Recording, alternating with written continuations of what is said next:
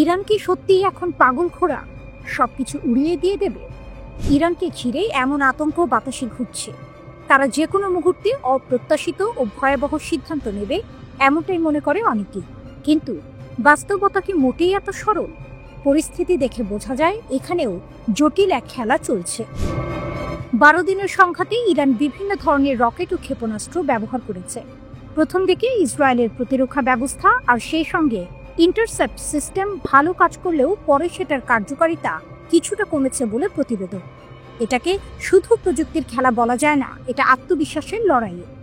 ইসরায়েলের সাবেক রাষ্ট্রদূত পর্যন্ত বলেছেন ইরান মনে করে হারানোর কিছু নেই। এমন অবস্থায় দেশের নেতৃত্ব ঝুঁকিপূর্ণ সিদ্ধান্ত নিতে পারে। ইরানের শক্তি শুধু ক্ষেপণাস্ত্রেই সীমাবদ্ধ না, কূটনৈতিকভাবে তারা রাশিয়া ও চীন সহ কিছু মহাশক্তির সঙ্গে সম্পর্ক রাখে, আর আঞ্চলিকভাবে কিছু আরব দেশও গোপনে কূটনীতিক যোগাযোগ বাড়াচ্ছে। এসব মিলিয়ে ইরানের প্রভাব সীমিত নয়, এটি মধ্যপ্রাচ্যের মানচিত্রে বড় ধাক্কা দিতে পারে বলে অনেকে ভাবছেন। একই সঙ্গে বিশ্ব মহাশক্তির অবস্থান, বিশেষত মার্কিন ও ইউরোপীয় দিক থেকে কূটনীতির মাধ্যমে এই পরিস্থিতি নিয়ন্ত্রণে আনার চেষ্টা চলছে। শর্ত স্পষ্ট, ইরানকে পারমাণবিক সক্ষমতা থেকে বিরত রাখতে হবে। জাতিসংঘের পরমাণু কর্মসূচি বিষয়ক পর্যবেক্ষক সংস্থা IAEA এর মহাপরিচালক রাফায়েল গ্রোসি বলেছেন, ইরানের ক্ষতিগ্রস্ত পারমাণবিক স্থাপনাগুলিতে প্রায় 400 কিলোগ্রাম 60% সমৃদ্ধ ইউরেনিয়াম মজুত রয়েছে। তেহরানের পূর্ণ সহযোগিতা ছাড়া সেখানে প্রবেশ করা সম্ভব নয়। IAEA প্রধান এই তথ্য প্রকাশ করেন। তিনি বলেন, ইরানের বেশিরভাগ সমৃদ্ধ ইউরেনিয়ামের সরবরাহ অক্ষত রয়েছে এবং সেটি এখনও ক্ষতিগ্রস্ত পারমাণবিক কেন্দ্রগুলির ভেতরেই মজুত আছে। রাফায়েল গ্রোসি 18 অক্টোবর প্রকাশিত সুইস সংবাদপত্র নিউয়ে জুচার জেইতুনকে দেয়া এক সাক্ষাৎকারে বলেন, জাতিসংঘের সংস্থাটির অনুসন্ধানে জানা যায় ইরানের 60% সমৃদ্ধ ইউরেনিয়ামের অধিকাংশ ইস্পাহান এবং ফোর্দো পারমাণবিক কেন্দ্রগুলিতে মজুত রয়েছে এবং কিছু আছে নাতানজেও। আন্তর্জাতিক আণবিক শক্তি সংস্থার মহাপরিচালক অনুমান করেন, সব মিলিয়ে ইরানের কাছে এখনও প্রায় 400 কিলোগ্রাম 60% সমৃদ্ধ ইউরেনিয়াম আছে। এর আগে IAEA এর একটি গোপন প্রতিবেদনে পাওয়া যায় 13 জুন পর্যন্ত ইরানের কাছে 440.9 কিলোগ্রাম বা 972 পাউন্ড পর্যন্ত 60% সমৃদ্ধ ইউরেনিয়াম ছিল। গ্রোসি এনজেডজেডকে জানান, ইসলামী প্রজাতন্ত্রের কাছে এখনও প্রায় 400 কিলোগ্রাম রয়েছে।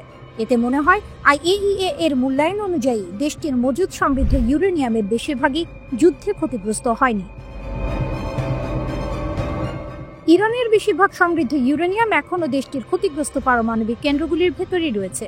IAEA এর এমন মূল্যায়নকে তেহরান স্বীকার করে। দেশটির পররাষ্ট্রমন্ত্রী আব্বাস আরাকচি বলেছিলেন, ইসরায়েলি হামলায় ক্ষতিগ্রস্ত কেন্দ্রগুলির ধ্বংসস্তূপের নিচে সমৃদ্ধ পারমাণবিক উপাদানগুলি রয়েছে। টাইমস অফ ইসরায়েলের প্রতিবেদনে বলা হয়, ইসরায়েলকে ধ্বংস করতে অঙ্গীকারবদ্ধ ইরান পারমাণবিক অস্ত্র অর্জনের চেষ্টা করার কথা অস্বীকার করে। তবে দেশটি এমন স্তরে ইউরেনিয়াম সমৃদ্ধ করেছে যার কোনো শান্তিপূর্ণ ব্যবহার নেই। ইরান আন্তর্জাতিক পরিদর্শকদের পারমাণবিক কেন্দ্রগুলি পরীক্ষা করতে বাধা দিয়েছে এবং দেশটির ব্যালিস্টিক ক্ষেপণাস্ত্র সক্ষমতা বাড়িয়েছে। জেরুজালেমের মতে, জুনে ইসরায়েল পরমাণু কর্মসূচিটির বিরুদ্ধে সামরিক অভিযান শুরু করার ঠিক আগে ইসলামী প্রজাতন্ত্র অস্ত্রায়নের দিকে পদক্ষেপ নিয়েছিল।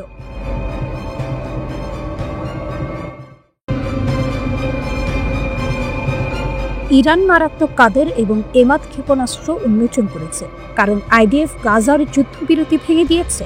গোপন ক্ষেপণাস্ত্র ঘাঁটি প্রকাশ। ইরানের নতুন অস্ত্রাগার ইসরায়েলের জন্য সরাসরি সতর্কীকরণ। তেহরান থেকে প্রায় 2000 কিলোমিটার দূরে লক্ষ্যবস্তুতে আঘাত হানার জন্য কাদের H ব্যালিস্টিক ক্ষেপণাস্ত্র প্রস্তুত রয়েছে বলে জানা গেছে। গাজা যুদ্ধবিরতির পর ইরানের সামরিক বাহিনী তাদের ক্ষেপণাস্ত্র উৎপাদনে বড় ধরনের আপগ্রেড চালু করেছে। IRGC ইরানের একটি ভূগর্ভস্থ ঘাঁটি থেকে উন্নত কাদের এবং এমাদ ক্ষেপণাস্ত্র উন্মোচন করেছে। ওদিকে IDF দাবি করেছে, দক্ষিণ গাজার রাফায় হামাস যোদ্ধারা আকস্মিক আক্রমণ শুরু করেছে। প্রতিশোধ হিসেবে IDF রাফা শহরের একাধিক লক্ষ্যবস্তুতে বিশাল বিমান হামলা চালিয়েছে। এমন সময়ে ইরানের কাদের এবং এমাদ ক্ষেপণাস্ত্রের আপগ্রেডের খবর সামনে এলো। ইরানের কাদের ব্যালিস্টিক ক্ষেপণাস্ত্রে এখন অ্যান্টি ইলেকট্রনিক যুদ্ধবিধ্বংসী ব্যবস্থা রয়েছে। এই আপগ্রেডগুলি জ্যামিং আক্রমণের বিরুদ্ধে আরও বেশি স্থিতিস্থাপকতা প্রদান করে। কাদের এই ভ্যারিয়েন্টটি ইসরায়েলের বিরুদ্ধে অপারেশন ট্রু প্রমিস 3 এ ব্যবহৃত হয়েছিল বলে জানা গেছে। এমাদ ক্ষেপণাস্ত্রটি একটি চালিত এবং নির্দেশিত পুনঃপ্রবেশ যানবাহন ব্যবস্থা MARV রয়েছে। এটি 1700 কিলোমিটার পর্যন্ত দূরত্বে 750 কেজি ওজনের ওয়ারহেড সরবরাহ করতে পারে। কাদের এইচ এবং এমাদ ক্ষেপণাস্ত্রের বৈশিষ্ট্য। কাদের ব্যালিস্টিক ক্ষেপণাস্ত্র FH এবং S ভ্যারিয়েন্টে প্রথম প্রজন্মের দীর্ঘ পাল্লার ক্ষেপণাস্ত্র। দৈর্ঘ্য 17 মিটার, ওজন 15 থেকে 17.5 টন, পরিসীমা 1350 থেকে 1950 কিলোমিটার। চালনা দ্বৈত পর্যায়, তরল এবং কঠিন জ্বালানি। উড়ানের পথ ব্যালিস্টিক। এখন অ্যান্টি ইলেকট্রনিক ওয়ারফেয়ার সিস্টেম দিয়ে সজ্জিত। Operation true promise 3A Israeli লক্ষ্যবস্তুর বিরুদ্ধে কাদের এইচ ব্যবহার করা হয়েছিল। ইমাদ ব্যালিস্টিক ক্ষেপণাস্ত্র ইরানের প্রথম দূরপাল্লার তরল জ্বালানি ক্ষেপণাস্ত্র, যার MARV ম্যানুভারেবল রি-এন্ট্রি ভেহিকল রয়েছে। দৈর্ঘ্য 15.5 মিটার, ওজন 17 টনেরও বেশি, warhead 750 KG, range 1700 kilometre. MARV বিমানের নির্দেশিকা এবং লক্ষ্য সংশোধনের অনুমতি দেয়। ছোট পাখনা নির্দেশিত ওয়ারহেড সমন্বয় সক্ষম করে। ম্যাগাজিন স্টাইলের ক্ষেপণাস্ত্র সালভো সিস্টেমের মাধ্যমে উৎক্ষেপণ। দ্রুত মাল্টিপল লঞ্চ ভূগর্ভস্থ ঘাঁটির সাথে সামঞ্জস্যপূর্ণ। গাজা সিজফায়ার আবার সন্দেহজনক। IDF দক্ষিণ গাজার রাফায় হঠাৎ আক্রমণ চালানোর জন্য হামাসকে অভিযুক্ত করে।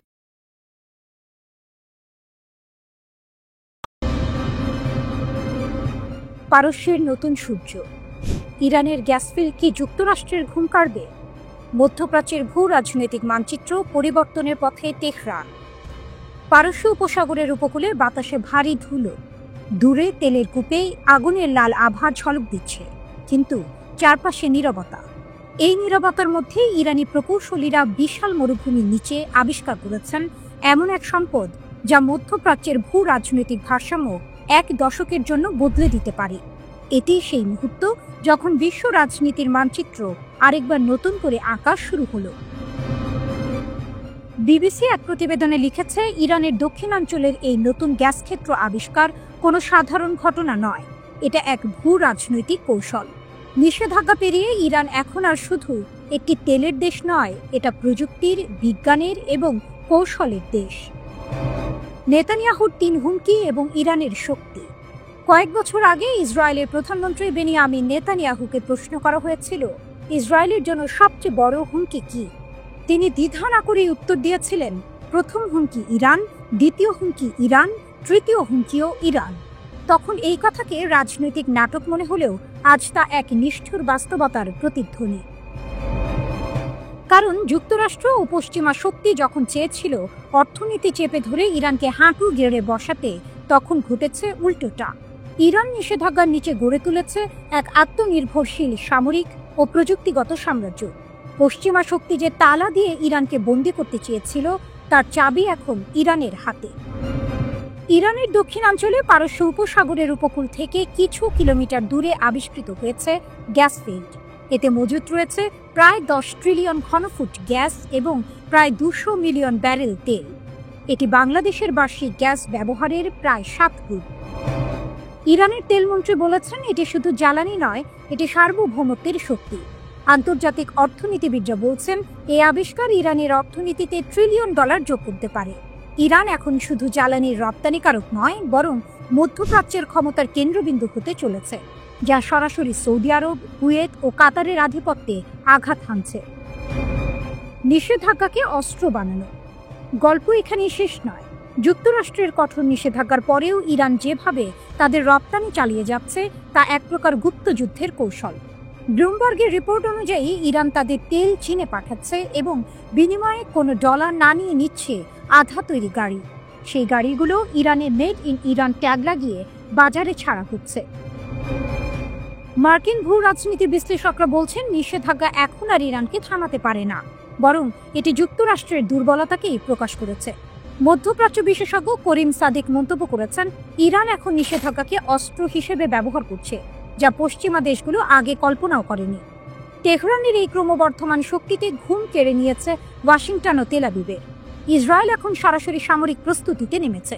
তেল আবিবে যুক্তরাষ্ট্র মোতায়েন করেছে অতিরিক্ত 3rd মিসাইল ডিফেন্স ইউনিট এবং দক্ষিণ কোরিয়া থেকে আনা হচ্ছে প্যাট্রিয়ট সিস্টেমের নতুন ব্যাটারি। অন্যদিকে ইরানও বসেনি। তারা রাশিয়ার সহায়তায় প্রতিরক্ষা ব্যবস্থা পুনরুদ্ধার করেছে এবং চীনের long range air defence system Hormuz প্রণালী থেকে ইরাক সীমান্ত পর্যন্ত সক্রিয় করেছে।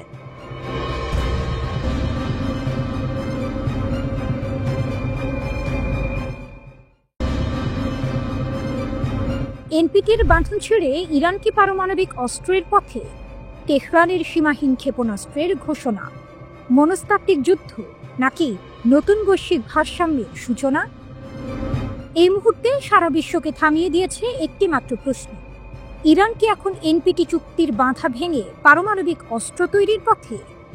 ইরানের রাষ্ট্রীয় টেলিভিশনে দেশটির পররাষ্ট্রমন্ত্রী আব্বাস আরাগচির ঘোষণা ছিল স্পষ্ট: ইরান আইইএএ এর সাথে পরমাণু সহযোগিতা চুক্তি স্থগিত করেছে। এর অর্থ কার্যত ইরান এখন আর কোনো বহিরাগত সংস্থার কাছে তার পারমাণবিক কর্মসূচির জন্য জবাবদিহি করবে না। এই ঘোষণার পর বিশ্ব জুড়ে প্রশ্ন উঠেছে, তাহলে কি ইরান এবার পারমাণবিক অস্ত্র তৈরির ঘোষণা দিতে যাচ্ছে, নাকি পশ্চিমা জোটকে এক মনস্তাত্ত্বিক ধাক্কা দিতে তেহরান খেলছে এক নতুন ভূ রাজনৈতিক দাবার চাল? এনপিটি বা নন প্রলিফারেশন ট্রিটি হল পারমাণবিক অস্ত্রের বিস্তার রোধের জন্য জাতিসংঘের একটি বৈশ্বিক চুক্তি।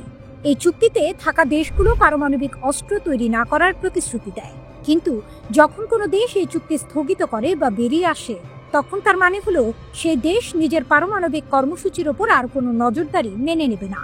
কূটনৈতিক মহলে কানাঘুষা শুরু হয়েছে। ইরান কি তাহলে এবার স্বাধীন পরমাণু রাষ্ট্রের পথে হাঁটছে? বিশ্লেষকরা বলছেন, গত জুন মাসে ইসরায়েলে যুক্তরাষ্ট্রের হামলায় ইরানের বহু পরমাণু বিজ্ঞানী নিহত হওয়া এবং স্থাপনা ধ্বংসের পরই এই সিদ্ধান্তে বীজ রোপিত হয়েছিল। তেহরান এখন বলছে, তোমরা আমাদের ওপর যুদ্ধ চাপিয়ে দিয়েছ, এখন আমরা নিজেদের মতো চলব। ক্ষেপণাস্ত্রের সীমা তুলে নিলেন খামেনি। ইরানের সিদ্ধান্ত শুধু পরমাণু চুক্তি পর্যন্তই থামেনি, এর চেয়েও বড় পদক্ষেপ এসেছে ইরানের সর্বোচ্চ ধর্মীয় নেতা আয়াতুল্লাহ আলী খামেনির কাছ থেকে। দীর্ঘদিন ধরে 2200 কিলোমিটার পর্যন্ত সীমা ছিল ইরানের ক্ষেপণাস্ত্র কর্মসূচি, কিন্তু এখন সেই সীমা আর নেই। এর অর্থ কি দাঁড়ায়? ইরান এখন চাইলে এমন ক্ষেপণাস্ত্র তৈরি করতে পারে যা ইউরোপের গভীরে, এমনকি মার্কিন ঘাঁটিতেও পৌঁছাতে পারে। বিশ্লেষকরা বলছেন, এই সীমাহীন ক্ষেপণাস্ত্র ঘোষণা আসলে প্রতিশোধের প্রতিধ্বনি। তেহরানের সশস্ত্র বাহিনীর বিচার বিভাগের প্রধান আহমদ রেজা কাপুর খান তো স্পষ্ট করে বলেছেন, আমেরিকানরা ইরানের ক্ষেপণাস্ত্র রেঞ্জ 500 কিলোমিটারের নিচে নামানোর স্বপ্ন নিয়েই মরবে। অর্থাৎ ক্ষেপণাস্ত্র এখন জাতীয় মর্যাদার প্রতীক। ইরানের সামরিক কাঠামোতে চলছে এক অভূতপূর্ব জাগরণ। দেশটির রেভলিউশনারি গার্ড কর্পস আজ মধ্যপ্রাচ্যের অন্যতম শক্তিশালী এক সামরিক ইউনিট। তাদের হাতে এখন এমন অস্ত্র আছে যা 3000 কিলোমিটার দূরত্বেও আঘাত হানতে পারে। নৌবাহিনী হাতে নিয়েছে ফাতে কাদির নামের সাবমেরিন, আর আকাশে আছে খুররমশর 4, যার গতি শব্দের চেয়েও 3 গুণ বেশি। ইরানের চোখে প্রতিটি ক্ষেপণাস্ত্র শুধু ইস্পাত নয়, বরং তা হলো পশ্চিমা আধিপত্যের অপমানের জবাব। প্রেক্ষাপট এখন পরিষ্কার, ইরান আর কোনো বাধা মানছে না, না এনপিটি, না ক্ষেপণাস্ত্রের সীমা, না পশ্চিমা চাপ। প্রশ্ন হলো, এখন যখন তেহরান পরমাণু ও ক্ষেপণাস্ত্র দুই দিকেই সীমাহীন হয়ে উঠছে, তখন কি মধ্যপ্রাচ্য ঢুকছে এক নতুন অস্ত্র প্রতিযোগিতার যুগে, নাকি এই ইরানই তৈরি করবে নতুন বৈশ্বিক ভারসাম্য, যেখানে প্রতিরোধী হবে শান্তির নতুন সংজ্ঞা?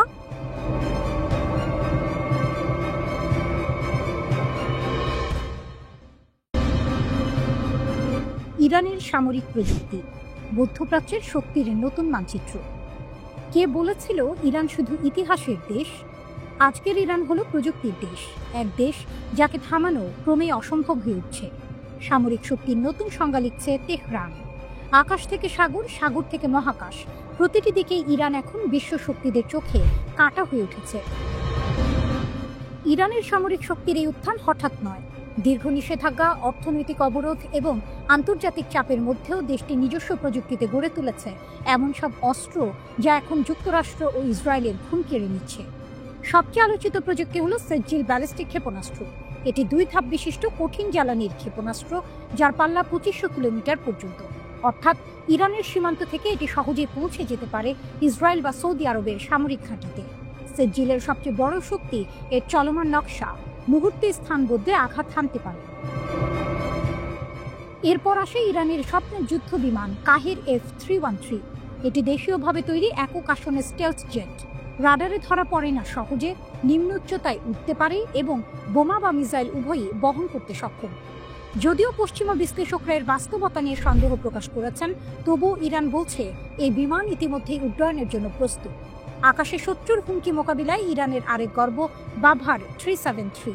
এটি অনেকের মতে রাশিয়ার S-400 এর সমকক্ষ। সর্বোচ্চ 300 কিলোমিটার দূরের লক্ষ্যবস্তু ধ্বংস করতে সক্ষম এই প্রতিরক্ষা ব্যবস্থা ঘণ্টায় ম্যাক 8 গতিতে ক্ষেপণাস্ত্র ছুটতে পারে। ইরানের বিজ্ঞানীরা নিজেরাই বানিয়েছেন এই রাডার ও নিয়ন্ত্রণ ব্যবস্থা, যা প্রমাণ করে তারা আর কারো ওপর নির্ভরশীল নয়। সামরিক নজরদারিতে যুক্ত হয়েছে আলবোর্স 3D রাডার। এটি একসাথে 300টি লক্ষ্যবস্তু ট্র্যাক করতে পারে, এমনকি নিচু উচ্চতার ড্রোন বা স্টেলথ জেটও এতে ধরা পড়ে। 450 কিলোমিটার দূর থেকে শত্রু শনাক্ত করতে পারা এই রাডার এখন ইরানের আকাশ সীমার নীরব প্রহরী। স্থলে যুদ্ধের জন্য রয়েছে কারার প্রধান যুদ্ধ ট্যাঙ্ক T-90 ও M1 আব্রামসের মিশ্র রূপ। এতে আছে লেজার রেঞ্জ ফাইন্ডার, কম্পিউটার নির্ভর টার্গেটিং সিস্টেম এবং 125 মিমি কামান। এক ট্যাঙ্ক জ্বালানিতে 500 কিলোমিটার চলতে পারে এটি। সাগরে ইরানের গোপন শক্তি হল গাদির ক্লাস সাবমেরিন। পারস্য উপসাগরের অগভীর জলে লুকিয়ে থাকা এই সাবমেরিন শত্রুর নজর এড়িয়ে মুহূর্তেই মিসাইল ছুটতে পারে। ড্রোন যুদ্ধেও ইরান দেখিয়েছে বিপুল অগ্রগতি। মোহাজের 10 ড্রোন 24 ঘন্টা আকাশে ভেসে থাকতে পারে, 2000 কিলোমিটার পর্যন্ত উঠতে পারে আর 300 কেজি বোমা বহন করতে পারে। এটি ইরানের গোয়েন্দা ও আক্রমণ দুই দিকেই একসাথে কাজ করছে। কিন্তু সবচেয়ে বড় চমক এসেছে পাতা হাইপারসনিক ক্ষেপণাস্ত্র থেকে। ম্যাক 15 গতিতে উঠতে সক্ষম এই অস্ত্র শত্রুর প্রতিরক্ষা ব্যবস্থাকে প্রায় অর্থহীন করে দিচ্ছে। আমেরিকাও জানে এই ক্ষেপণাস্ত্র আকাশে উঠলে আটকানো অসম্ভব। সবশেষে আছে শহীদ সোলেমানি যুদ্ধ জাহাজ, ইরানের নৌবাহিনীর গর্ব। এতে রয়েছে উন্নত রাডার, ড্রোন ডেক, দ্রুতগামী নৌকা নামানোর ক্রেন এবং ভয়ঙ্কর মিসাইল সিস্টেম। একসময় যাকে নিষিদ্ধ দেশ বলা হতো, আজ সেই ইরান প্রযুক্তির শক্তিতে মধ্যপ্রাচ্যের ভারসাম্য পাল্টে দিচ্ছে। নিষেধাজ্ঞা যতই বাড়ুক, ইরানের প্রতিরোধ যেন আরো দৃঢ় হয়। এটাই নতুন ইরান, যে ভয় পায় না, বরং ভয় দেখায়।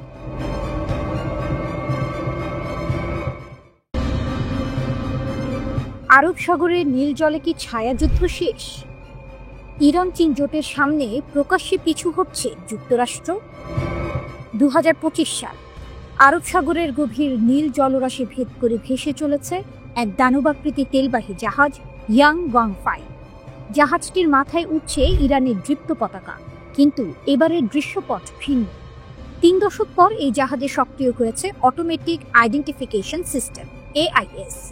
এই সামান্য প্রযুক্তি নির্ভর পরিবর্তনটি শুধুমাত্র একটি সামুদ্রিক ঘোষণা নয়, এটি বিশ্বমঞ্চে যুক্তরাষ্ট্রের নিষেধাজ্ঞা ও আধিপত্যের বিরুদ্ধে ইরানের সর্বোচ্চ নেতার পক্ষ থেকে এক সরাসরি রাজনৈতিক চ্যালেঞ্জ, যা 30 বছরের ছায়াযুদ্ধ এর অবসান ঘটালো। দীর্ঘদিন ধরে যুক্তরাষ্ট্রের কঠোর নিষেধাজ্ঞার ফাঁদ এড়াতে ইরান এক শ্যাডো ফ্লিট বা নাম পরিচয়হীন জাহাজ বহর ব্যবহার করত। এই জাহাজগুলো গভীর সমুদ্রে জ্বালানি স্থানান্তর করত এবং গোয়েন্দা স্যাটেলাইটের নজর এড়াতে ইচ্ছাকৃতভাবে AIS বন্ধ রাখত। কিন্তু 2025 সালে আয়াতুল্লাহ খামেনির একটি একক নির্দেশে সেই কৌশল পাল্টে যায়। আর গোপন নয়, বিশ্ব জানুক আমরা কোথায় যাচ্ছি। এই সাহসী পদক্ষেপের নেপথ্যে রয়েছে একটি বিরাট কৌশলগত টুইস্ট।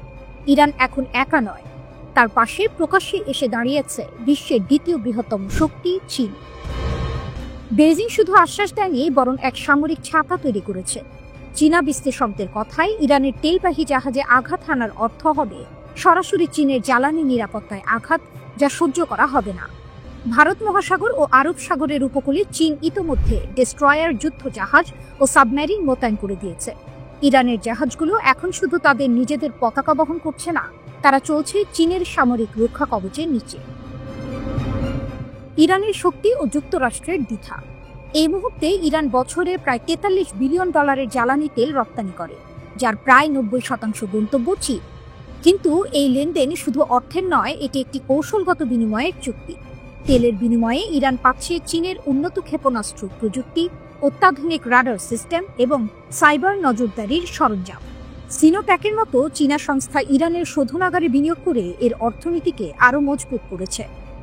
ওয়াশিংটন ঘোষণা করেছিল যে চীনগামী ইরানি তেলবাহী জাহাজ তারা প্রতিহত করবে, কিন্তু বাস্তবতা ভিন্ন। রয়টার্সের বিশ্লেষণ অনুযায়ী ইরানের AIS চালু করা মানে যুক্তরাষ্ট্রকে এখন প্রকাশ্য সংঘাতে বাধ্য করা। ওয়াশিংটনের এক কর্মকর্তার আক্ষেপ, আমরা জানি তারা কোথায় আছে, কিন্তু ছোঁয়ার সাহস পাচ্ছি না।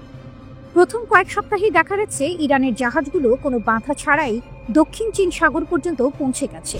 বিশ্ববাজারে নিষেধাজ্ঞার আইনি ফাঁদ থাকলেও চীন ইরান জোটের সামনে সামরিক সংঘাতে জড়ানোর ঝুঁকি নিতে ভয় পাচ্ছে বিশ্বের সবচেয়ে শক্তিশালী নৌবাহিনী। এই নতুন ব্লু করিডর কেবল ইরান ও চীনের জন্য নয়, এটি গোটা দক্ষিণ এশিয়ার শক্তি সমীকরণ পাল্টে দিচ্ছে। সবচেয়ে বড় স্নায়ুযুদ্ধের কেন্দ্র এখন হরমুজ প্রণালী, বিশ্ব জ্বালানি প্রবাহের সবচেয়ে গুরুত্বপূর্ণ ধমনী। উপগ্রহ চিত্রে দেখা যাচ্ছে ইরানের তেলবাহী জাহাজগুলোর পাশে টহল দিচ্ছে দুটি চীনা যুদ্ধজাহাজ, আর দূরের বাহরাইন উপকূলে সতর্ক অবস্থানে যুক্তরাষ্ট্রের পঞ্চম নৌবহর।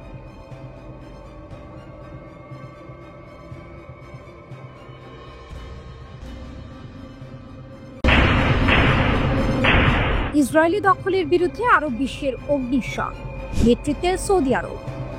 মধ্যপ্রাচ্যে নতুন এক কণ্ঠ উঠে এসেছে, দৃপ্ত, অটল ও ন্যায়ের দাবিতে সোচ্চার। ইসরায়েলি দখলদারিত্বের বিরুদ্ধে আরব ক্রোধের নেতৃত্ব এখন সৌদি আরবের হাতে। রিয়াদ যেন আজ সেই অগ্নিশিখা, যা নীরবতার দেয়াল ভেদ করে বলছে, ফিলিস্তিন আমাদের হৃদয়, এবং হৃদয় কখনো দখল করা যায় না। সৌদি আরবের ভূমিকা একটি দ্বিমুখী তলোয়ারের মতো। একদিকে তারা ফিলিস্তিনিদের প্রতি সমর্থন জানিয়ে আরব বিশ্বের নেতৃত্ব ফিরে পাচ্ছে, অন্যদিকে ইসরায়েলকে অর্থনৈতিক ও কূটনৈতিক ফাঁদে ফেলার ক্ষমতাও রাখছে। MBS-এর এই সাহসী পদক্ষেপ কেবল ইসরায়েলকে নয়, তার মিত্রদেরও এক কঠিন সংকটের মুখে ফেলে দিল। সৌদি যুবরাজ মোহাম্মদ বিন সালমান MBS নিজেই সামনে এসেছেন। ইসরায়েলি নেসাট যখন দখলকৃত পশ্চিম তীরকে নিজেদের সঙ্গে সংযুক্ত করার দুটি বিল পাশ করল, তখন রিয়াদ গর্জে উঠল। পররাষ্ট্র মন্ত্রণালয়ের ভাষায় এটি কেবল একটি আইন নয়, এটি দখলদারিত্বের নতুন মুখোশ। পশ্চিম তীর দখলে ইসরায়েলি পার্লামেন্টে বিল অনুমোদন, কাতার, সৌদি আরব, জর্ডানের নিন্দা। সৌদি আরব সরাসরি ঘোষণা করেছে দখলকৃত অঞ্চলের ওপর ইসরায়েলি নিয়ন্ত্রণ বৈধ নয়, এটি আন্তর্জাতিক আইনের নগ্ন লঙ্ঘন। রিয়াদ নেসাটের প্রাথমিক ভোটকে অবৈধ ও বিপজ্জনক বলে বাতিল ঘোষণা করেছে। সৌদি বিবৃতিতে বলা হয়েছে, রাজ্য ইসরায়েলি দখলদার কর্তৃপক্ষের সব বসতি সম্প্রসারণ এবং সংযুক্তিকরণ পদক্ষেপ সম্পূর্ণভাবে প্রত্যাখ্যান করছে। রিয়াদ আবারও স্মরণ করিয়ে দিয়েছে 1967 সালের সীমান্ত রেখা, যেখানে একটি স্বাধীন ফিলিস্তিনি রাষ্ট্র থাকবে, রাজধানী হবে পূর্ব জেরুজালেম। এই অবস্থান শুধু কূটনৈতিক নয়, প্রতীকীয় বটে। যেখানে অনেক আরব রাষ্ট্র নীরবতার আড়ালে নিজেদের স্বার্থ খুঁজছে, সৌদি আরব যেন ঘোষণা করছে, ন্যায় বিচার ছাড়া শান্তি আসবে না। সতর্ক করেছে, ইসরায়েলের এই পদক্ষেপ আঞ্চলিক নিরাপত্তার জন্য মারাত্মক হুমকি। এই পথ রক্তের, এই পথ অস্থিরতার। রিয়াদের কণ্ঠে যেন প্রতিধ্বনিত হচ্ছে সেই সতর্কবার্তা, যা একসময় আরব জোটের পতাকায় লেখা ছিল। বিবৃতিতে বলা হয়েছে, ফিলিস্তিনি জনগণের উপর সকল আক্রমণ বন্ধ করতে হবে, আর ন্যায় ভিত্তিক দ্বিরাষ্ট্রীয় সমাধানের মাধ্যমে স্থায়ী শান্তি প্রতিষ্ঠা সম্ভব। এই নিন্দা কেবল কূটনীতির পৃষ্ঠায় সীমাবদ্ধ নয়, এটি এক আরব শক্তির জাগরণের ইঙ্গিত। যে শক্তি একসময় ইতিহাসে ইসলামী ঐক্যের প্রতীক ছিল, আজ আবার সেটি হয়ে উঠেছে ন্যায়ের পতাকা বহনকারী। সৌদি আরবের অবস্থান এখন যেন নতুন দিক নির্দেশনা দিচ্ছে পুরো আরব বিশ্বকে। রিয়াদ চুপ করে নেই, বরং বলছে, যে শান্তি দখলের ওপর দাঁড়ায় তা শান্তি নয়, প্রতারণা।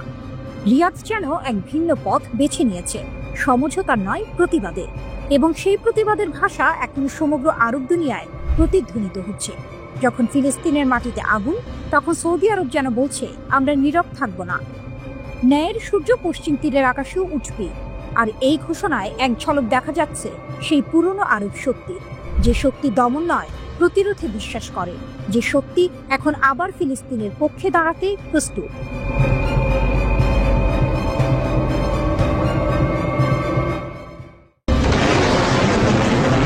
নীরবতায় কিছু উঠে আসে। শান্ত পাহাড়ের নিচে তেহরানের দক্ষিণ পূর্বে তেলাগান 2 আবার শ্বাস নিচ্ছে। এক নাম যা একসময় গোয়েন্দাদের রাতের ঘুম কেড়ে নিয়েছিল, এক নাম যা মরতে চায় না। 2024 সালের অক্টোবরে ইসরায়েলি যুদ্ধ বিমানের হামলা তালেগান 2-কে ধ্বংসস্তূপে পরিণত করেছিল। আগুন, ধোঁয়া, ধ্বংস। বিশ্ব ভেবেছিল এই অধ্যায় শেষ। কিন্তু এবার উপগ্রহ চিত্র বলছে ভিন্ন কথা। নির্মাণ চলছে, পুনর্জন্ম শুরু হয়েছে।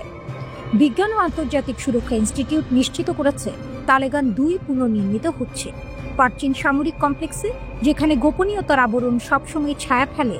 ধ্বংসের ধুলো ছড়িয়ে পড়েছে নতুন নির্মাণের কাজে, যেন আগের অগ্নি পরীক্ষার স্মৃতি ঢেকে রাখছে। তারপর ভিত্তি, তারপর অট্টালিকা। অগস্ট মাসে 45 বাই 17 মিটার বিশাল খিলানযুক্ত ভবন উত্থিত হয়েছে। পাশে 2টি ছোট ভবন এবং একটি নতুন খিলানযুক্ত কাঠামো, ধুলো আর দৃঢ়তার প্রতীক। বিশেষজ্ঞরা বলছেন এটি সাধারণ পুনর্গঠন নয়, বিস্ফোরণ প্রতিরোধী দেয়াল, শক্তিশালী ছাদ, সামরিক নির্ভুলতা। একটি দুর্গ, একটি সাইট যা একবার বিমান হামলায় ধ্বংস হয়েছিল, এবার আরও শক্তিশালীভাবে উঠেছে। তালেবান 2 ছিল ইরানের গোপন AMAD পরিকল্পনার মূল কেন্দ্র। পারমাণবিক ওয়ারহেডের জন্য উচ্চ বিস্ফোরক ট্রিগার পরীক্ষা এখানেই হতো। এটি কখনো আন্তর্জাতিক পরিদর্শনের আওতায় আসেনি, গোপন, সুরক্ষিত, অস্বীকারযোগ্য। 2003 সালে AMAD প্রকল্প বন্ধ হওয়ার পর পশ্চিমা বিশ্বের নিঃশ্বাস চলছিল, কিন্তু গোয়েন্দারা জানিয়েছিলেন কার্যকলাপ আবার শুরু হয়েছে। অক্টোবরে ইসরায়েলি আক্রমণ সেই সতর্কবাণীকে চ্যালেঞ্জ করেছিল। তাদের প্রতিশোধ ছিল স্পষ্ট। তবুও ধ্বংসের ছাই থেকে এখন আবার কিছু উঠে আসছে। এবার ইরান দেখাচ্ছে শক্তি, ইটের পর ইট, শক্তিশালী এবং সুরক্ষিত। বার্তা স্পষ্ট, আমরা শেষ করিনি। উপগ্রহ চিত্র, গোয়েন্দা নোট সবই উত্তেজনা বাড়াচ্ছে। পশ্চিমা বিশ্বের নজর এখন তালেবান 2 এর দিকে। ইরানের পারমাণবিক স্বপ্ন কি শুধু ধোঁয়ায় ঢেকে রাখা হবে, নাকি বাস্তবে শক্তি দেখাবে? বা চীনের মরুভূমিতে নির্মাণের ধুলো উঠছে, শক্তি উত্থিত হচ্ছে। তালেবান 2 তার ছাই থেকে ফিরে এসেছে। প্রশ্ন রয়ে যাচ্ছে, ইরান কি শান্তির জন্য নির্মাণ করছে, নাকি শক্তি প্রদর্শনের জন্য প্রস্তুতি নিচ্ছে? 18 অক্টোবর ইরানের জন্য ছিল এক বিশেষ দিন। এদিন দেশটির পররাষ্ট্রমন্ত্রী ঘোষণা করেন যুক্তরাষ্ট্র সহ পশ্চিমা বিশ্বের 6 শক্তিধর দেশের সঙ্গে পরমাণু কর্মসূচি নিয়ন্ত্রণ রাখা নিয়ে তাদের যে চুক্তি হয়েছিল সেটির মেয়াদ শেষ হয়েছে। কার্যত ইরানের পরমাণু কর্মসূচি নিয়ে আঞ্চলিক প্রতিদ্বন্দ্বী ইসরায়েল বরাবরই সরব। তারাই যুক্তরাষ্ট্র, যুক্তরাজ্য, ফ্রান্স সহ বিভিন্ন দেশকে এ নিয়ে চাপ দিয়ে আসছে। 2015 সালে ইরান ও বিশ্বের 6 প্রভাবশালী দেশ joint comprehensive plan of action JCPOA সই করে। পরে 2018 সালে ওই চুক্তি থেকে বের হয়ে যায় যুক্তরাষ্ট্র। চুক্তি অনুযায়ী ইরান যাতে পারমাণবিক অস্ত্র তৈরি করতে না পারে, সেজন্য পরমাণু সমৃদ্ধকরণের একটি সীমা টেনে দেওয়া হয়। JCPOA এর সঙ্গে চুক্তির মেয়াদ শেষ হওয়ায় ইরান আর শর্ত মেনে চলবে না। ইরান অবাধে তাদের পারমাণবিক কর্মসূচি চালিয়ে যেতে পারবে। সেই সঙ্গে পরমাণু সমৃদ্ধকরণের সীমাও থাকছে না, যা ইরানকে পরমাণু অস্ত্র তৈরিরও সুযোগ করে দিতে পারে।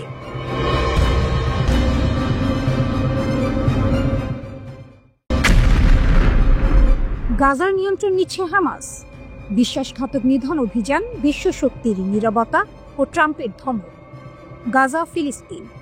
যুদ্ধবিধ্বস্ত গাজা উপত্যকায় এখন এক নতুন ধরনের আতঙ্ক বিরাজ করছে। ইসরায়েলি বাহিনীর সঙ্গে দীর্ঘ লড়াইয়ের পর ফিলিস্তিনি স্বাধীনতাকামী গোষ্ঠী হামাস এখন নিজেদের অভ্যন্তরীণ ক্ষমতাকে মজবুত করতে মরিয়া। আর এর বলি হচ্ছে সেই সব বিশ্বাসঘাতক এবং সশস্ত্র গোষ্ঠী। হামাস পরিচালিত গাজার স্বরাষ্ট্র মন্ত্রণালয় এক সবচেয়ে বড় অভিযানের ঘোষণা দিয়েছে, যার লক্ষ্য উপত্যকায় কাজ করে যাওয়া অবশিষ্ট সশস্ত্র গ্যাংগুলিকে ভেঙে ফেলা। সূত্র জানিয়েছে 10 অক্টোবর থেকে হামাস যোদ্ধারা গাজার অভ্যন্তরে তথাকথিত ইসরায়েল সমর্থিত গ্যাং এবং মিলিশিয়াদের হত্যাকাণ্ড তীব্রতর করেছে। এই দলগুলি যেমন ইসরায়েলের সাথে যুক্ত বলে পরিচালিত দগমুশ গোষ্ঠী বা উত্তর গাজার পপুলার আর্মি এবং পূর্ব রাফার পপুলার ফোর্সেস IDF থেকে অস্ত্র ও লজিস্টিক সহায়তা পায় বলে হামাসের অভিযোগ। গাজার নিরাপত্তা সূত্রগুলি এই বিদ্রোহীদের দেখছে এমন উপাদান হিসেবে যাদের মার্কিন যুক্তরাষ্ট্র হামাসের কর্তৃত্বকে দুর্বল করার জন্য ব্যবহার করতে পারে।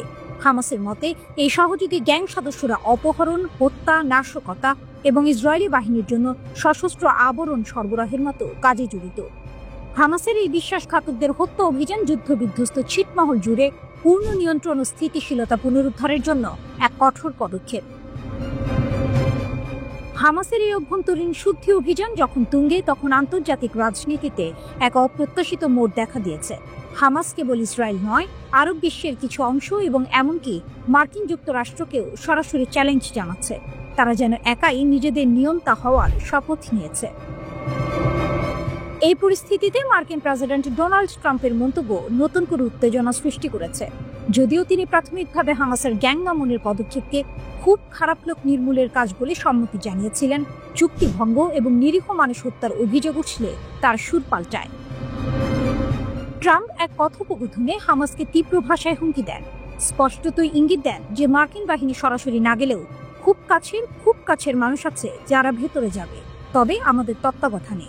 এই মন্তব্যে এক শীতল বার্তা ছিল, হামাসকে তার শর্তেই চলতে হবে, নতুবা আন্তর্জাতিক হস্তক্ষেপের জন্য প্রস্তুত থাকতে হবে।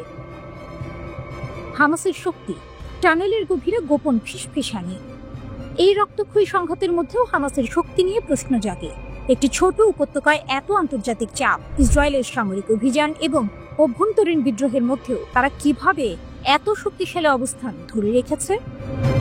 হামাসের শক্তি লুকিয়ে আছে তাদের অবিশ্বাস্য গোপনীয়তা এবং ইসরায়েলকে আঘাত করার ক্ষমতার মধ্যে। তারা ইসরায়েল এবং মার্কিন যুক্তরাষ্ট্রের চোখ রাঙানিকে উপেক্ষা করে যে অভ্যন্তরীণ শুদ্ধি অভিযান চালাচ্ছে তা তাদের লৌহ কঠিন নিয়ন্ত্রণকেই প্রমাণ করে। তবে এই অভিযান গাজাকে শান্ত করবে নাকি আরো গভীর ও ভয়াবহ গৃহযুদ্ধের দিকে ঠেলে দেবে, সেটাই এখন সবচেয়ে বড় প্রশ্ন। ইসরায়েল ও আমেরিকা থেকে নজর সরিয়ে হামাস কি এখন গাজাকে নিজেদের দুর্ভেদ্য দুর্গ হিসেবে পুনর্নির্মাণ করছে, যেখানে তাদের কথার বাইরে দ্বিতীয় কোনো কথা বলার সাহস কারো থাকবে না?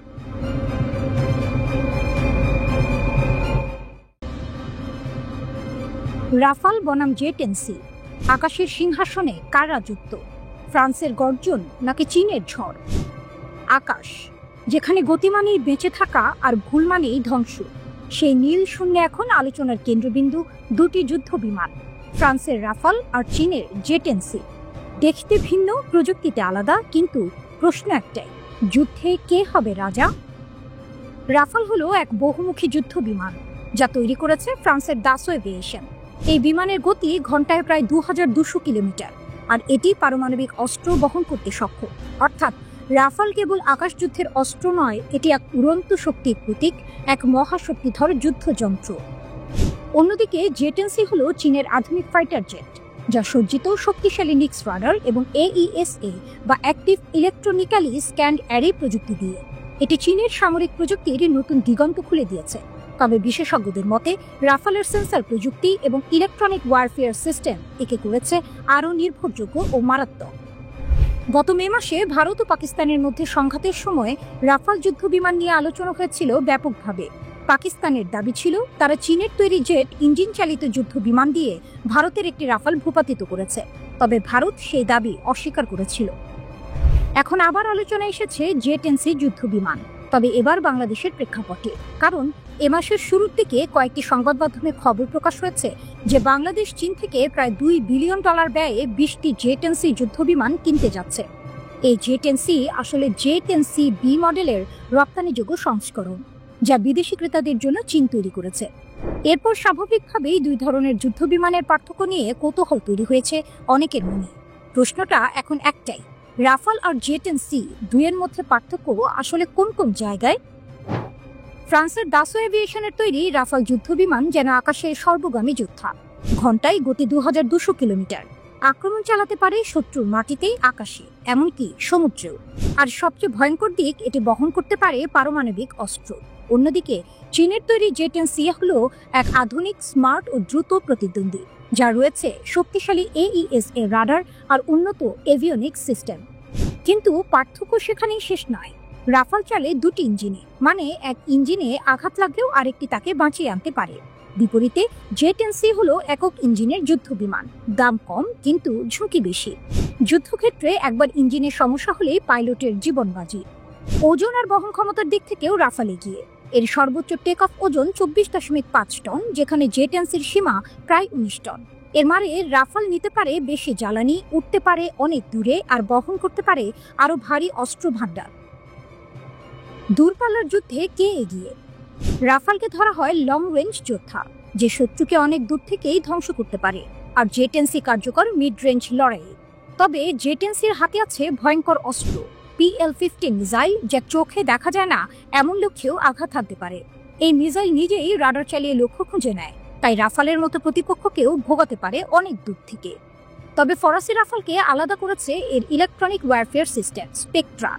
এটি শুধু শত্রু রাডার এড়াতেই নয়, বরং তাদের যোগাযোগও জ্যাম করে দিতে পারে।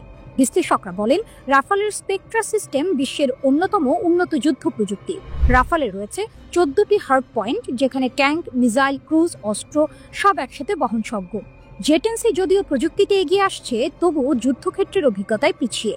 রাফাল ইতিমধ্যে লিবিয়া, সিরিয়া ও আফ্রিকার যুদ্ধক্ষেত্রে পরিচিত। জেটেন্সি এখনো তুলনামূলক নতুন মুখ। আর দাম, এখানেই জেটেন্সির জয়। একটি রাফালের দাম যেখানে 80 থেকে 125 মিলিয়ন ডলার, সেখানে জেটেন্সি পাওয়া যায় 40 থেকে 60 মিলিয়ন ডলারে। তাই যারা পশ্চিমা যুদ্ধ বিমান কিনতে পারেন না বা চান না, তাদের জন্য চীনা ফাইটার এখন এক প্রিয় বিকল্প। বিশ্লেষকদের ভাষায়, পরিষ্কার আকাশে দক্ষ কৌশলে রাফাল অজেয়, কিন্তু PL-15 হাতে জেটেন্সিও কম ভয়ঙ্কর নয়। শেষ পর্যন্ত রাফাল যেখানে রাজকীয় পরিপূর্ণতা, জেটেন্সি সেখানে দ্রুত উত্থানের প্রতীক। একদিকে ফরাসি নিখুঁত প্রকৌশল, অন্যদিকে চীনা সাহসী উদ্ভাবন। প্রশ্নটা তাই এখনো খোলা। যখন তারা মুখোমুখি হবে, আকাশে গর্জন তুলবে কে? রাফালের গর্ব নাকি জেটেন্সির গতি? একই আকাশে দুই যোদ্ধা, একটি ইউরোপের অহংকার, অন্যটি এশিয়ার উচ্চাকাঙ্ক্ষা। বিজয়ী হোক যেই হোক, আকাশে তখন শুধু শোনা যাবে একটাই শব্দ, গর্জন। সেপ্টেম্বরে যখন রাশিয়ার ড্রোনগুলো পোল্যান্ডের আকাশ ছুঁয়ে যায়, তখন ইউরোপ কেঁপে ওঠে। ন্যাটো দ্রুত যুদ্ধবিমান উড়ায়।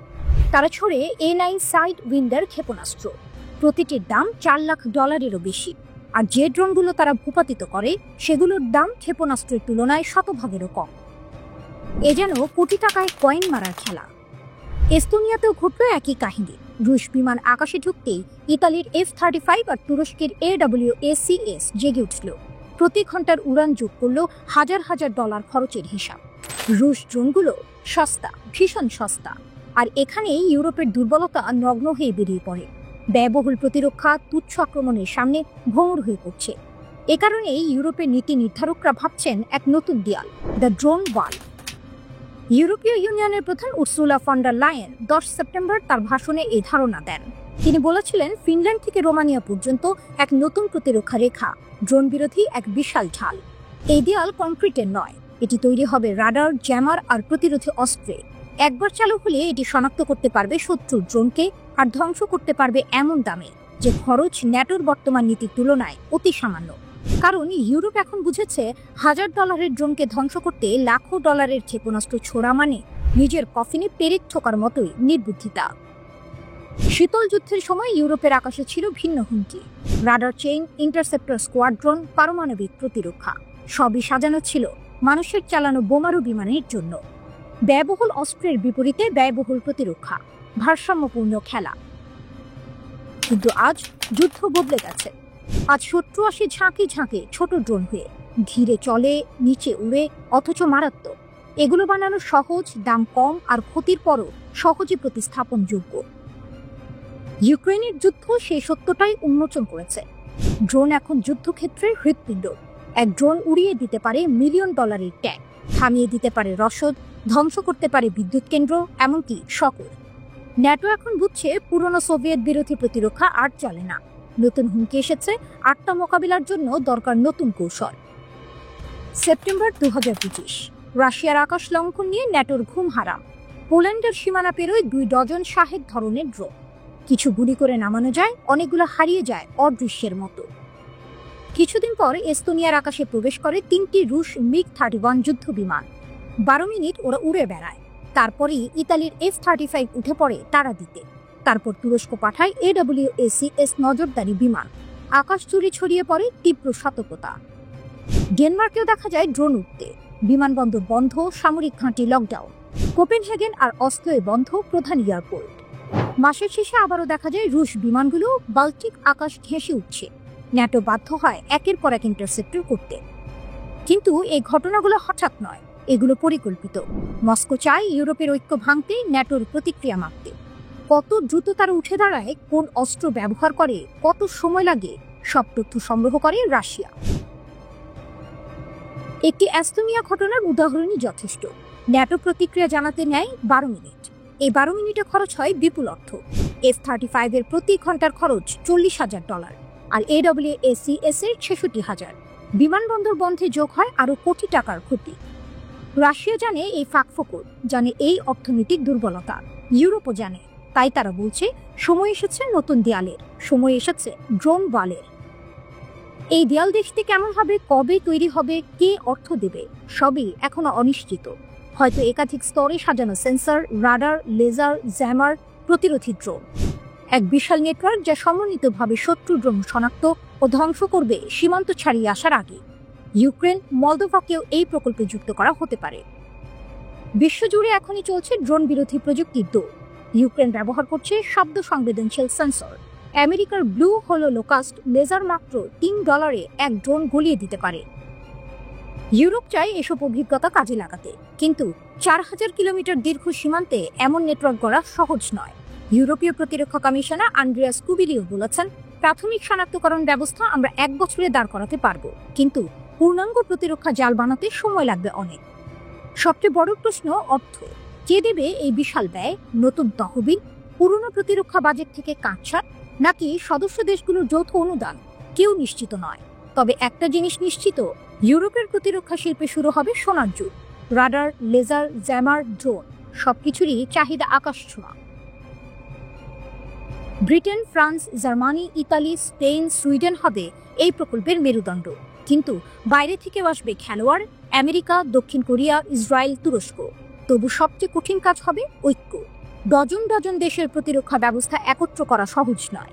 লাগবে একই প্রযুক্তি মান, নিরাপদ যোগাযোগ, যৌথ মহড়া, আর সবচেয়ে কঠিন রাজনৈতিক ছাড়।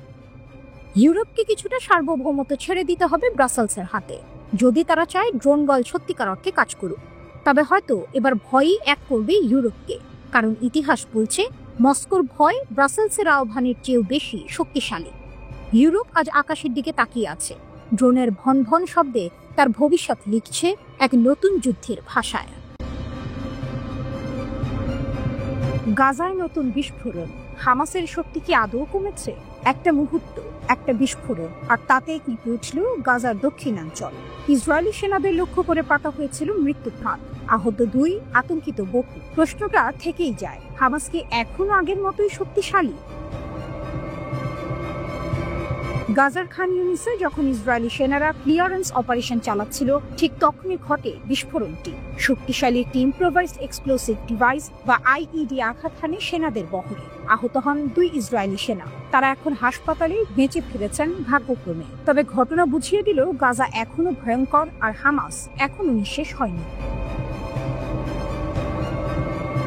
নীরবতা ভেঙে আবার গর্জে উঠল বিস্ফোরণ।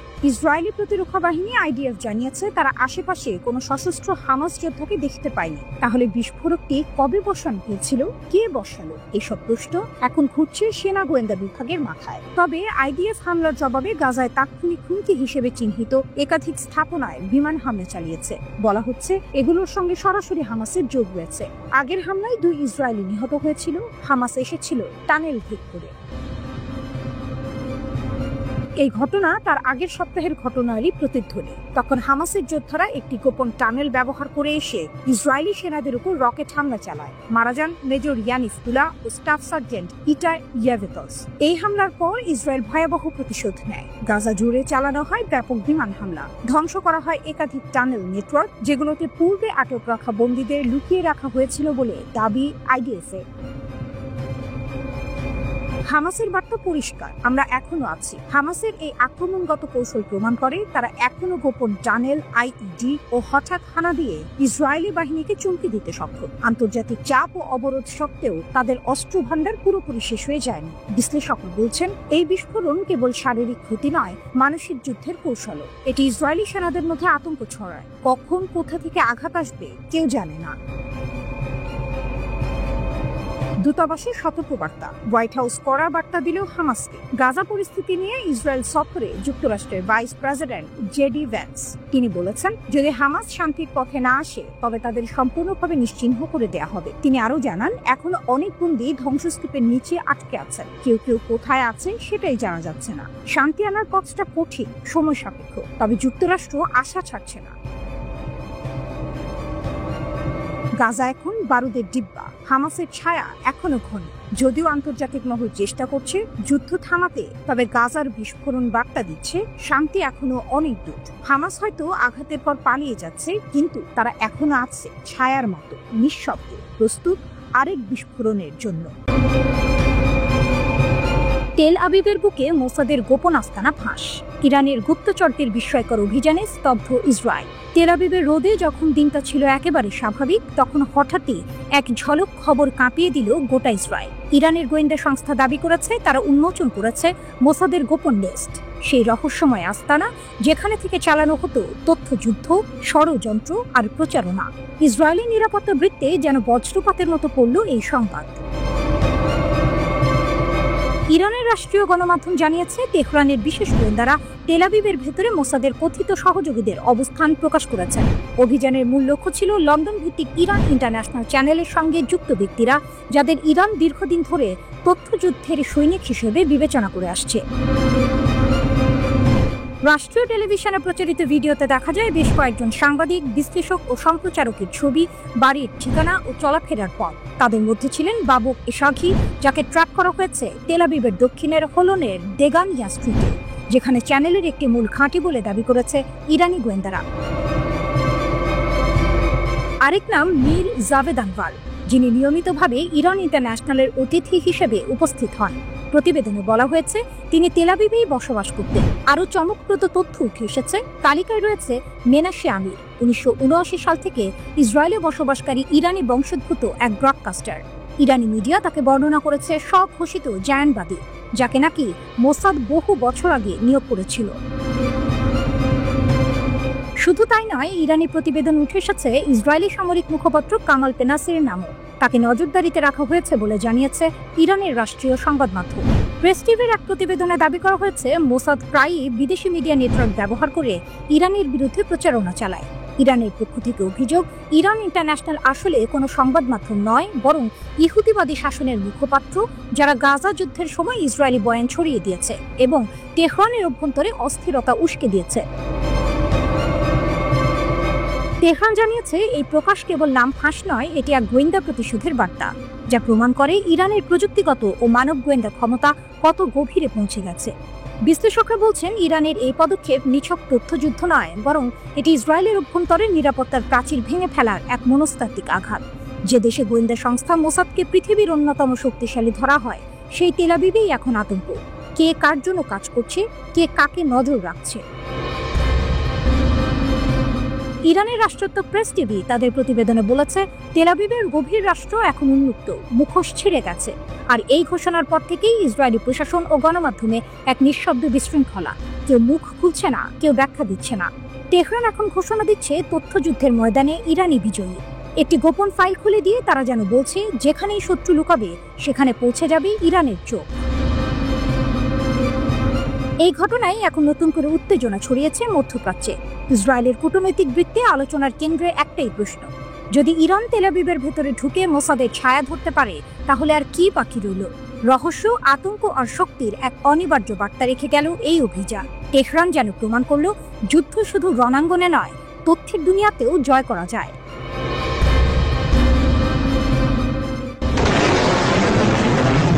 মধ্যপ্রাচ্যের বাতাসে আবারও কাঁপন। একসময় ইসরায়েলের ঘনিষ্ঠ মিত্র হিসেবে পরিচিত সংযুক্ত আরব আমিরাত হঠাৎ যেন কূটনৈতিক বোমা ফেলেছে। আবুধাবির সম্মেলন হলে বাজল এক নতুন বার্তা, আর না কোনো সংযোজন নয়।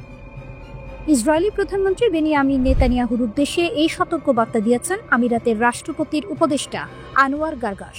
তিনি স্পষ্ট ভাষায় বলেছেন, ফিলিস্তিনি অঞ্চল দখল বা সংযোজন সংযুক্ত আরব আমিরাতের জন্য একটি লাল রেখা, কেউ তা অতিক্রম করতে পারবে না। উপসাগরীয় শীর্ষ সম্মেলনে গারগাশের বক্তব্য যেন কূটনীতির মঞ্চে বজ্রপাতের মতো প্রতিধ্বনিত হয়। তিনি বলেন, ফিলিস্তিন ইস্যুতে দীর্ঘদিন ধরে যে কঠোর দৃষ্টিভঙ্গি চলছে সেটি এখন পুরনো, অচল এবং বিপজ্জনক।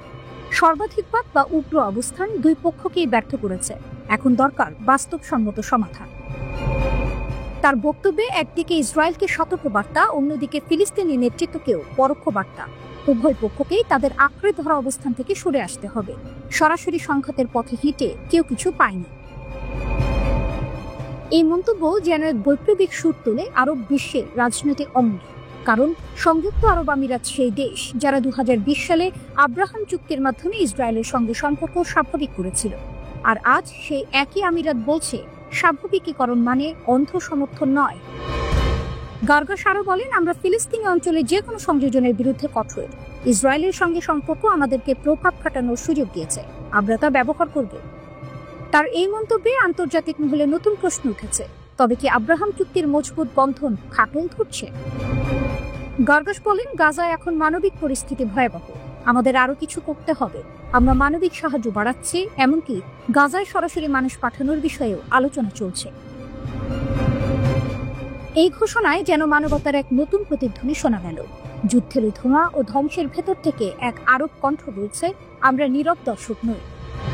তিনি আরো জোর দিয়ে বলেন, শান্তির জন্য ফিলিস্তিনি কর্তৃপক্ষের ভূমিকা অপরিহার্য, তাদের বাদ দিয়ে টেকসই সমাধান অসম্ভব। গার্গাসের এই বক্তব্য শুধু ইসরায়েলের জন্য নয়, গোটা আরব বিশ্বের জন্য এক জাগরণের বার্তা। তিনি জানান, আমিরাত প্রায়ই একা দাঁড়িয়েছে সংস্কারের পক্ষে, কিন্তু আমরা বিশ্বাস করি বাস্তববাদী শান্তির একমাত্র পথ। এখানেই শেষ নয়, ওয়াশিংটনের ভূমিকা নিয়েও গার্গাস প্রশংসা করেন। বলেন, মার্কিন যুক্তরাষ্ট্র যুদ্ধবিরতি বজায় রাখতে যে ভূমিকা রেখেছে তা গুরুত্বপূর্ণ, আঞ্চলিক স্থিতিশীলতায় তাদের অংশগ্রহণ অপরিহার্য। তবে বিশ্লেষকদের মতে এই মন্তব্য শুধু কূটনৈতিক আহ্বান নয়, এটি এক শক্তিশালী রাজনৈতিক বার্তা, যে বার্তা নেতানিয়াহুর টেবিলে পৌঁছে গেছে। বার্তা স্পষ্ট, ইসরায়েল যদি ফিলিস্তিন দখলের কথা এগোয়, তবে সবচেয়ে প্রো ইসরায়েল আরব জাতীয় মুখ ফিরিয়ে নেবে। এই মুহূর্তে আবুধাবির নীরব রাতেও যেন প্রতিধ্বনিত হচ্ছে গার্গাসের সতর্কতা। সর্বাধিকবাদ সকলকে ব্যর্থ করেছে, এখন সময় পরিবর্তনের। এক কূটনৈতিক বাক্যের আড়ালেই যেন লুকিয়ে আছে এক মহাযুদ্ধের সতর্ক ঘণ্টা।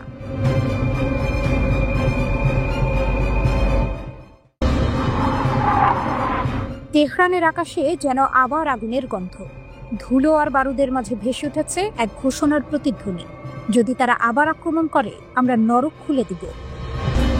ইরানের বিপ্লবী গার্ডের সর্বোচ্চ commander major general Mohammad Pakpour এই কথাগুলো উচ্চারণ করলেন এমন এক সময়ে যখন মধ্যপ্রাচ্য আবারও যুদ্ধের প্রান্তে দুলছে। তেহরানে ইরাকের জাতীয় নিরাপত্তা উপদেষ্টা কাশিম আল আরাজির সঙ্গে এক বৈঠকে পাকপুর বলেন, ইসরায়েল ও মার্কিন যুক্তরাষ্ট্রের সাম্প্রতিক আগ্রাসন ছিল যৌথ ষড়যন্ত্র, কিন্তু আমরা তাদের পরাজিত করেছি। যদি তারা আবার আগুন জ্বালাতে চায়, তাহলে আমরা এমন ঝড় তুলব যা তারা থামাতে পারবে না। তার এই মন্তব্য যেন ইরানের রাজনৈতিক ঘরানায় বজ্রপাতের মতো প্রতিধ্বনিত হয়েছে। পাকপুরের ভাষায়, জুনের 12 দিনের সংঘাতে আমরা দেখিয়ে দিয়েছি ইরানকে ভাঙা যায় না। হত্যাকাণ্ড, নাশকতা, সাইবার হামলা, সবকিছুর মধ্য দিয়েও আমাদের ঐক্য অটুট ছিল। তিনি গর্ব করে বলেন, আমাদের ক্ষেপণাস্ত্রের নির্ভুলতা আজ শত্রুর ঘুম কেড়ে নিয়েছে। তারা ভেবেছিল ইরান দুর্বল, কিন্তু আমরা প্রমাণ করেছি আমরা আঘাত হানলে লক্ষ্যভেদ অনিবার্য। এই বৈঠকে ইরান বিরোধী গোষ্ঠীগুলির কার্যক্রম ঠেকাতে ইরাককে ধন্যবাদ জানান পাকপুর। তিনি বলেন, ইরাক আমাদের ভাই, আমাদের সীমান্তে যারা অস্থিতিশীলতা সৃষ্টি করতে চায়, তারা এখন জানে তাদের জন্য নরক অপেক্ষা করছে। দুই দেশের নিরাপত্তা কর্মকর্তারা সম্মত হয়েছেন একটি যৌথ ফিল্ড কমিটি গঠনে, যা সীমান্তবর্তী অঞ্চলগুলোতে কার্যক্রম পর্যবেক্ষণ করবে। পাকপুরের ভাষায়, এই সন্ত্রাসী গোষ্ঠীগুলো কেবল ইরান নয়, ইরাককেও হুমকি দিচ্ছে। এখন সময় এসেছে তাদের সম্পূর্ণরূপে নির্মূল করার। ইরাকের জাতীয় নিরাপত্তা উপদেষ্টা আল আরাজি ইরানের প্রতিরোধ ও স্থিতিস্থাপকতার প্রশংসা করে বলেন, ইরান এখন এক প্রতিরোধের প্রতীক। যারা ভাবছে ইরানকে দুর্বল করা যাবে, তারা ভুল করছে। তিনি আরো ঘোষণা করেন, ইরাকের মাটি কখনো ইরানের বিরুদ্ধে ব্যবহৃত হবে না, কারণ ইরানের নিরাপত্তাই ইরাকের নিরাপত্তা। তার এই বক্তব্য যেন দুই প্রতিবেশী জাতির নতুন সামরিক ঐক্যের প্রতিধ্বনি। কিন্তু এই কূটনৈতিক উষ্ণতার মধ্যেও একটি অদৃশ্য টানাপোড়েন রয়েছে। ইরাক একই সঙ্গে মার্কিন যুক্তরাষ্ট্রের মিত্র, তার মাটিতেই রয়েছে মার্কিন সেনারা। তবু আজ সেই মিত্র দেশের কাছ থেকে মুখ ফিরিয়ে তেহরানের পাশে দাঁড়িয়েছে বাগদাদ, যা মধ্যপ্রাচ্যের শক্তির ভারসাম্যে নতুন প্রশ্ন তুলেছে। বিশ্লেষকদের মতে ইরানের এই নরকের দরজা খোলার সতর্কবার্তা শুধুই হুমকি নয়, এটি এক ঘোষণা। যুদ্ধ এলে ইরান আর পিছু হটবে না। বার্তা স্পষ্ট, পারস্যের এই প্রাচীন জাতি প্রতিশোধের আগুনে পড়ে না, বরং সে আগুন থেকেই জেগে ওঠে আরো শক্তিশালী হয়ে। তেহরানের রাস্তায় এখন এক নতুন স্লোগান প্রতিধ্বনিত, আমরা নত হব না, আমরা আঘাত করব। আর সেই আঘাত যদি আসে, তবে তা শুধু প্রতিশোধ নয়, তা হবে ইতিহাসে লেখা এক অগ্নিঝরা অধ্যায়।